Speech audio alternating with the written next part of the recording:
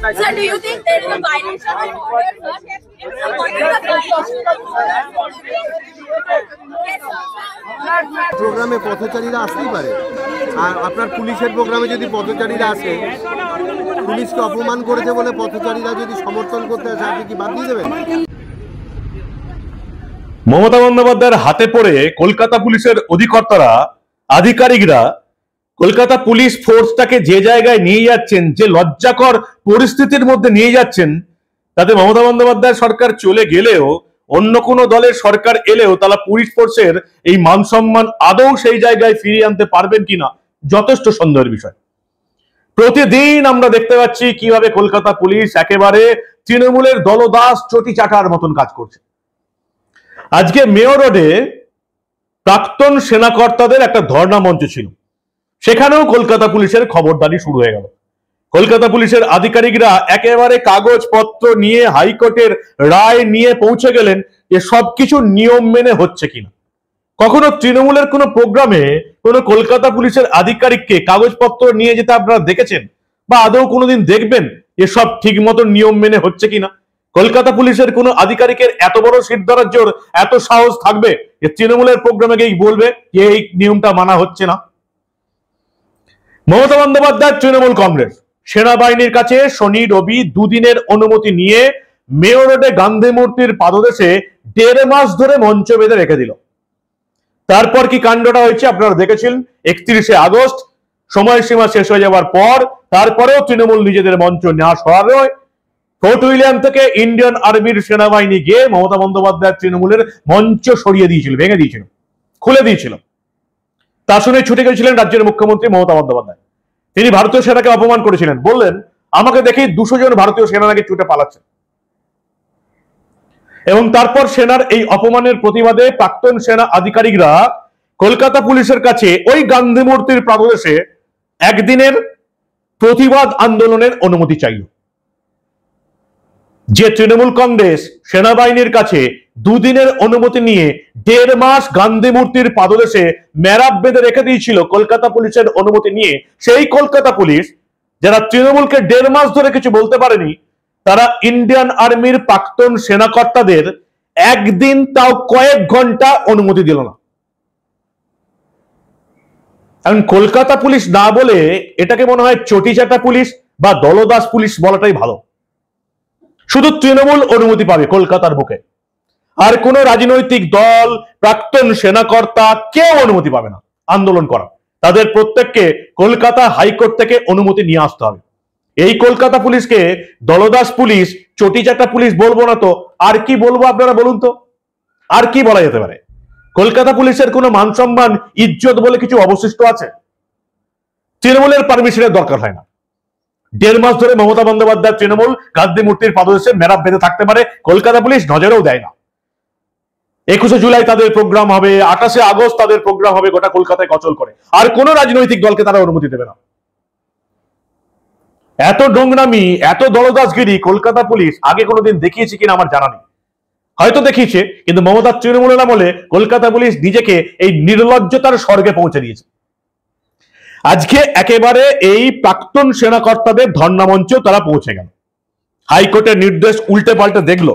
আচ্ছা, হাইকোর্ট নির্দেশ দিয়েছে এখানে 200 জনের বেশি থাকা যাবে না, দুপুর 12টা থেকে 5টা অবধি থাকতে হবে। এই দেখুন 200 জনের বেশি আছে। প্রাক্তন সেনাকর্তারা বোঝাবার চেষ্টা করলেন, আরে পথ চলতি মানুষ, আপনাদের মুখ্যমন্ত্রী সেনাকে অপমান করেছে বলে আমাদের ধর্ণা মঞ্চে তারা আসছে, তো তাতে আমাদের কি দোষ? মমতার পুলিশ নিজেদের খবরদারি ছাড়লো না। প্রমাণ করতে হবে আমি কত বড় দলদাস, আমি কত বড় চটিচাটা, তবে তো প্রমোশনটা হবে। পিসি ভাইপোর কাছে প্রমাণ করতে হবে আমি ভারতীয় সেনার মঞ্চে গিয়ে খবরদারি করেছিলাম, তবে আমার প্রমোশন হবে। ঠিক কি হলো নিজের চোখে দেখুন আপনারা।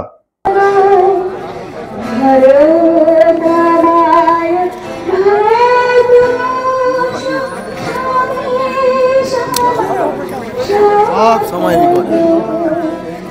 সব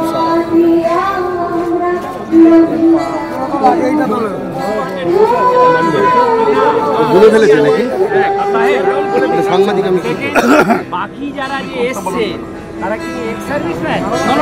না পলিটিক্যাল পার্টি স্যার নিজে খুঁটিয়ে খুঁটিয়ে মাপছেন, যেখানে মাপার ওখানে তো মাপেন।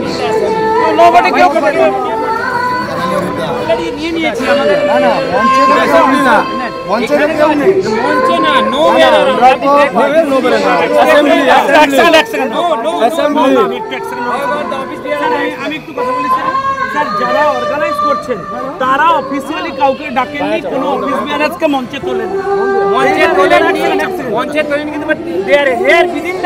রাস্তা দ্বারা পথচারীদের যদি চলে আসে কি করবে?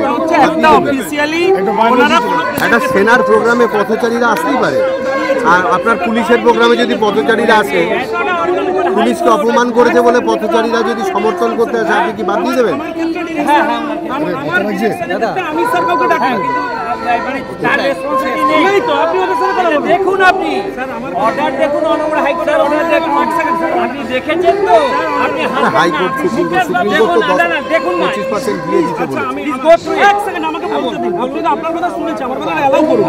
আমার বক্তব্য হচ্ছে ডিরেকশন আমরা যারা অর্গানাইজার আছি তাদের জন্য দেওয়া আছে, আমাদের যারা অর্গানাইজার তাদের জন্য ডিরেকশন দেওয়া আছে। আমরা কোনো লোককে আনিনি, আমরা আমাদের যাদের এনেছি তাদের লিস্ট আমরা প্রোভাইড আছে। কি আপনার কথা বলুন, এরা আছে কি? আপনার কথা বলুন, এরা বলবে না না না না, এখানে হচ্ছে তো হিজ রেসপন্সিবল। এক সেকেন্ড এটা বলতে হবে ইন্ডিভিজুয়াল না, এই দেখুন এটা হতে পারে না। আমি দেখুন না, আমি তো দেখছি ওরা বলে আমি না না না, ওনারে কথা বলা আছে আমার উপর ডিউটি লাইক করছে, আমার উপর ডিউটি লাইক করছে না। কোথায় আছে বলুন, বলে দিন কোথায়, ইংরেজি আমাকে স্পষ্ট করে দিন যে ডিউটি আমার উপর লাইক করছে।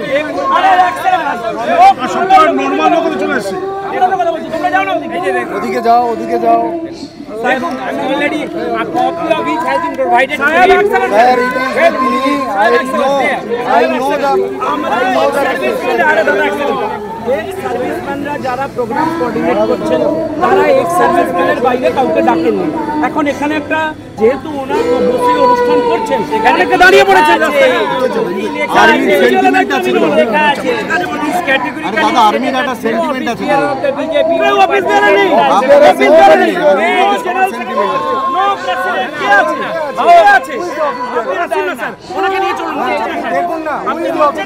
আর্মির সেন্টিমেন্ট সবার কাছে। আরে ভাই ঠেলো না, তোমরা ওদিকে যাও না, আমরা তো কথা বলছি, চলো ওদিকে যাও, আমাদের কথা আপনি যান। কি করছিস একবার এই যে ঢুকছি একটা জায়গায়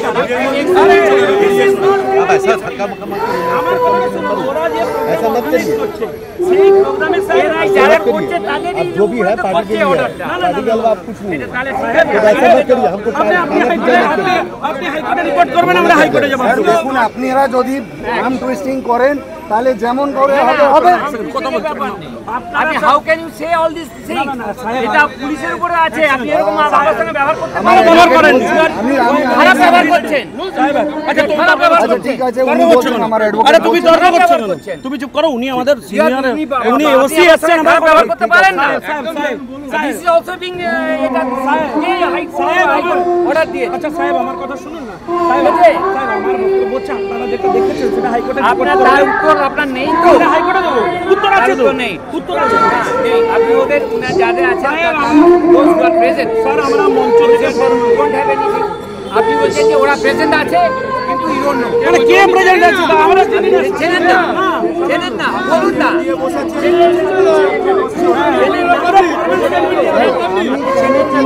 তুমি চেনো না, তুমি মঞ্চে প্রোগ্রামটা করো, আমার মঞ্চে প্রোগ্রাম করি, যত 200 জনের বেশি আছে আমি আমার প্রোগ্রামটা করি শান্তিভাবে। স্যার অফিস বেয়ারার আমরা কারোকে ডাকি, আর কেউ নেই এখানে অফিস বেয়ারার। আরে কেন তুমি হাত দিচ্ছ? অর্ডার আছে তো নরমালি, আমি know I know the order, তুমি যাও না, ছাড়ো। আপনি পুলিশ অফিসার আপনি খারাপ ব্যবহার করছেন, এইটাই। আরে তুমি যাও না, আপনি সামনে আপনি এবার আমাকে বলুন যে যারা যারা আছে কিনা। না না আমরা জানি না কে কোথায় আছে, আপনারা চেক করে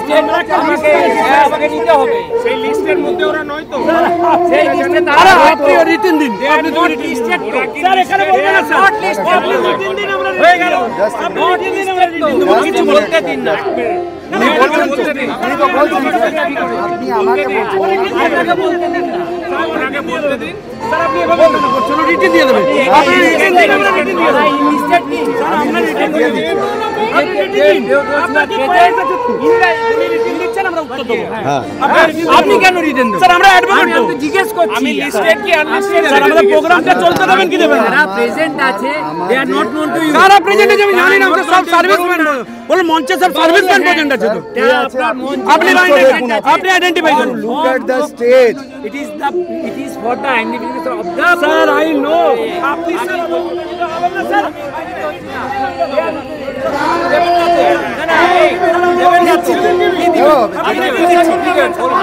স্যার এইভাবে কেন করছেন করে আমি যা সাহেব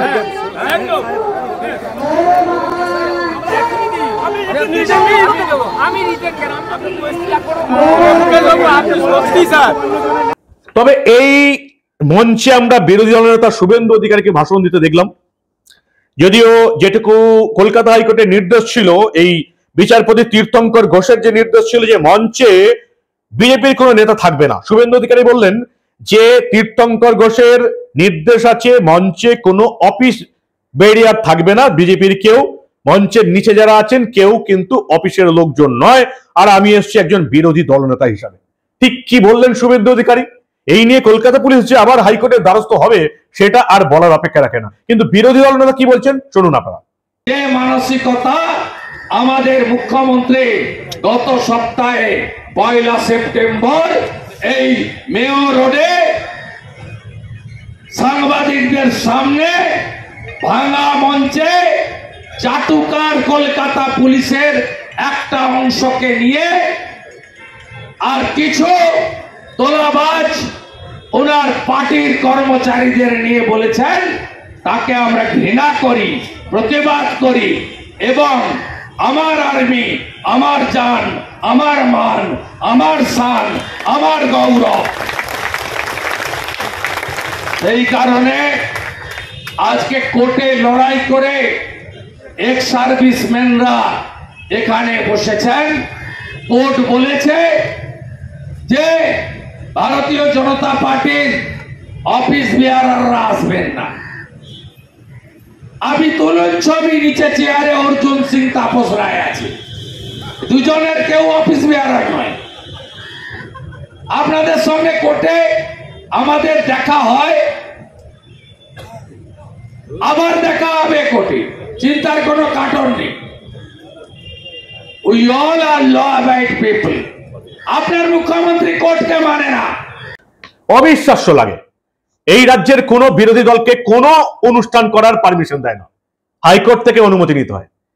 যে গান্ধী মূর্তির পাদদেশে মমতা বন্দ্যোপাধ্যায় তৃণমূল কংগ্রেস 1.5 মাস ধরে মঞ্চ বেঁধে আন্দোলন করলো, প্রত্যেক শনি রবিবারে বসলো, সেই জায়গায় প্রাক্তন সেনাকর্তাদের সেনারই জায়গা, গান্ধী মূর্তির পাদদেশটা ময়দানটা সেনারই জায়গা, সেই সেনার প্রাক্তন সেনাকর্তাদের দুপুর 12টা থেকে বিকাল 5টা একদিনের কয়েক ঘন্টা কলকাতা পুলিশ অনুমতি দিল না, তাদেরকে কলকাতা হাইকোর্টে ছুটতে হলো।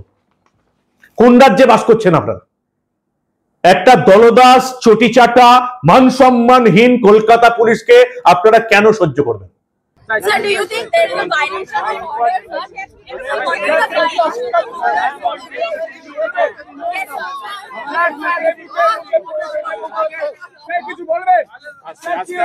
এই কলকাতা পুলিশের হাতে শুধুমাত্র তৃণমূলের নেতা নেত্রী ছাড়া আমাদের সাধারণ মানুষের কারো নিরাপত্তা আছে বলে মনে হয় আপনাদের? এই কলকাতায় সবচেয়ে বেশি পুলিশ ব্যবহার হয় কোথায়? মমতা বন্দ্যোপাধ্যায় এবং অভিষেক বন্দ্যোপাধ্যায়ের বাড়িতে। থাকুন আর না থাকুন, কয়েক হাজার পুলিশ কালীঘাটে এবং অভিষেক বন্দ্যোপাধ্যায়ের বাড়ি তার সামনে পাহারা দেয়, কয়েকশো পুলিশ। দরকার নেই। পশ্চিমবঙ্গের মানুষের নিরাপত্তা দেওয়ার দায়িত্ব যাদের ছিল, সেই কলকাতা পুলিশকে পিসি ভাইপো ব্যবহার করেন শুধুমাত্র নিজেদের নিরাপত্তার জন্য।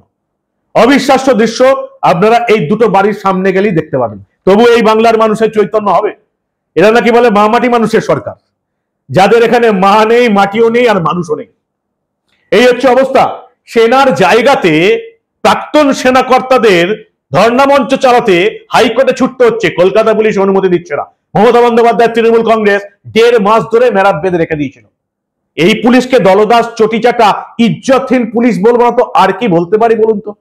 কলকাতা পুলিশকে আমার নাকি স্কটল্যান্ড ইয়ার্ডের সঙ্গে তুলনা করা হয়। কোন মূর্খ এটা বলে বলুন তো যে কলকাতা পুলিশ নাকি স্কটল্যান্ড ইয়ার্ড? সেই মূর্খটার নামও আমরা জানতে চাই। আপনারা কি বলেন? প্রাক্তন সেনাকর্তারা মাঠে নামলেন। মমতা বন্দ্যোপাধ্যায় ভারতীয় সেনাকে অপমান করেছেন, এর জন্য ভারতীয় সেনার অপমান ভারতীয় সেনার প্রাক্তন কর্তারা কিন্তু আর সহ্য করছেন না। অন্তত মমতা বন্দ্যোপাধ্যায়ের এবার এটা বুঝে নেওয়া দরকার। আপনারা কি বলেন? আপনাদের মূল্যবান এবং গুরুত্বপূর্ণ মতামত জানান দা নিউজ বাংলার কমেন্ট সেকশনে। দেখতে থাকুন দা নিউজ বাংলা। আমরা আবার এই রাজ্যে ঘটে চলা এই ধরনের অনেক খবরই চেপে রাখতে দেব না।